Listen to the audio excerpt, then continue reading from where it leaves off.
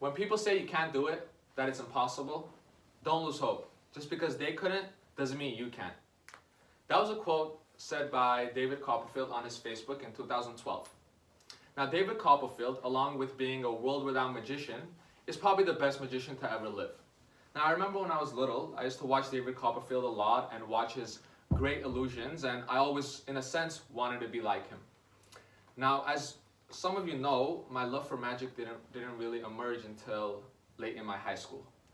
But David Copperfield, since a young age, was definitely an idol of mine. Now, in this speech, I have 3 objects to represent my past, present, and future.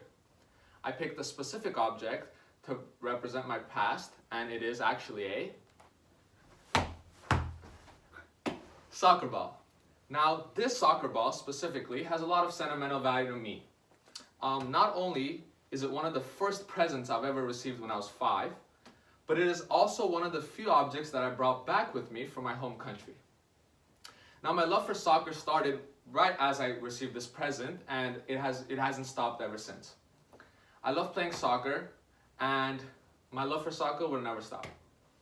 Secondly, we have an object to represent my present, and it is a deck of cards. Now, a deck of cards represents my love for magic. As you guys know from earlier in the speech, I use magic as a way of communicating with others. It's a good icebreaker, and when I was in high school, I guess I was socially awkward in a way and didn't have many friends, but this right here, this deck of cards, gave me the skills and the social skills specifically that I need to make friends and to meet my girlfriend, actually. Thirdly, we have an object to represent my future, and the object is